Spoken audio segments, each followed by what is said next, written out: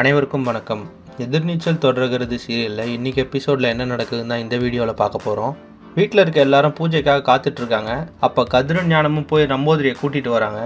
அவர் உள்ளே வந்ததும் பூஜைக்கான எல்லா பொருளும் ரெடியாக இருக்கா அப்படின்னு சொல்லி கேட்குறாரு. அதுக்கு எல்லாம் ரெடியாக இருக்குன்னு சொல்கிறாங்க. அதுக்கப்புறம் கதிர் மேலே போய் ஆதி குணசேகரனை கூட்டிகிட்டு வராரு. அதே சமயத்தில் ஞானம் கிச்சனில் இருக்க ரேணுகா நந்தினி எல்லாரையும் கூட்டிகிட்டு வந்து நம்பூதிரிக்கு அறிமுகப்படுத்துகிறாரு. அதே நேரத்தில் ஆதி குணசேகரன் கீழே இறங்கி வராரு. அவரை பார்த்த நம்பூதிரி, வீடு அமைதியாக இருந்தாலும் உங்கள் மனசில் ரொம்ப கஷ்டம் இருக்குது, இந்த வீட்டில் இருக்க யாரோ நல்லா இருக்கக்கூடாதுன்னு நினைக்கிறாங்க அப்படின்னு சொல்லி சொல்கிறாரு.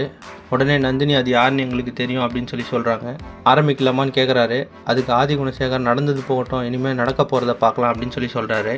அப்போ நம்பூதிரி, வீட்டில் இருக்க லேடிஸ் எல்லாரையும் உள்ளே போங்கன்னு சொல்கிறாரு. அதுக்கு விசாலாட்சி ஏன்னு கேட்குறாங்க. அதுக்கு அவர், ஆம்பளைங்களுக்கு மட்டும் சொல்ல வேண்டிய சில பூஜை விஷயம்லாம் இருக்குது அப்படின்னு சொல்லி சொல்கிறாரு. இதனால் விசாலாட்சி எல்லாரையும் கூட்டிகிட்டு உள்ளே போகிறாங்க. ஆனால் நம்பூதிரி அறிவுக்கரசியும் உள்ளே போக சொல்கிறாரு. உடனே கதிர், இவங்களுக்கு எல்லாம் தெரியும் அப்படின்னு சொல்லிட்டு அங்கேயே இருக்க வைக்கிறாரு.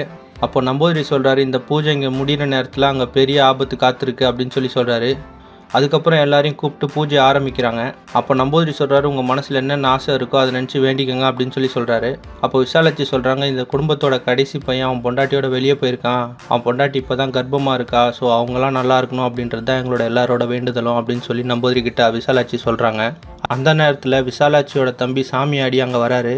அவர் வந்த கொஞ்ச நேரத்துலேயே நம்பூதிரி சொல்கிறார், நீங்கள் வந்ததுலேருந்து எதுவும் சரியில்லை, கொஞ்சம் வெளியே போங்க அப்படின்னு சொல்லி சொல்கிறாரு. அதுக்கு சாமியாடி சொல்கிறாரு, இங்கே நடக்கிறது கூட தான் எனக்கு சரியாக படலை அப்படின்னு சொல்லி சொல்கிறாரு. கதிரும் சாமியாடியை நீங்கள் முதல்ல வெளியே போங்க அப்படின்னு சொல்லி சொல்கிறாரு. உடனே விசாலாட்சி சொல்கிறாங்க, இவன் என் தம்பி, இவன் இங்கே இருந்தால் தான் நானும் இருப்பேன், இல்லைனா நானும் வெளியே போகிறேன் அப்படின்னு சொல்லி சொல்கிறாங்க. அதுக்கு ஆதி குணசேகரன், யாரும் வெளியே போவேனா, பூஜை நடக்கட்டும் அப்படின்னு சொல்லி சொல்கிறாரு. அதுக்கப்புறம் நம்பூதிரி அறிவுக்கரசிக்கிட்ட ஜனனியோட துணியை நெருப்பில் போட சொல்கிறாரு. அவங்க போட போகிற நேரத்தில் விசாலாட்சியோட தம்பிக்கு சாமி வருது.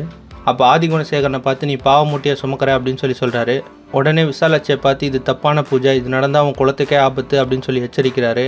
ஆனால் அதை கேட்ட கதிர், அவரை முதல்ல வெளியே போக சொல்லுங்கள் அப்படின்னு சொல்லி சொல்கிறாரு. உடனே விசாலாட்சியோட தம்பியும் வெளியே போகிறாரு.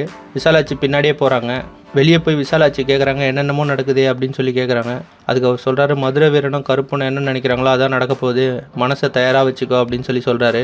சாமியாடி சொன்னதை மீறி ஆதி குணசேகரன் பூஜையை முழுசாக முடிப்பாரா, பூஜை முழுசாக முடிஞ்சால் ஜனனிக்கு என்ன ஆபத்து வரப்போகுது அப்படின்றத அடுத்தடுத்த எபிசோடில் பார்த்து தெரிஞ்சுக்கலாம். இந்த மாதிரி எதிர்நீச்சல் தொடர்கிறது சீரியல் அப்டேட்ஸ்க்கு நம்ம சேனலை சப்ஸ்கிரைப் பண்ணுங்கள், ஃப்ரெண்ட்ஸ் அண்ட் ஃபேமிலிக்கு ஷேர் பண்ணுங்கள். நன்றி.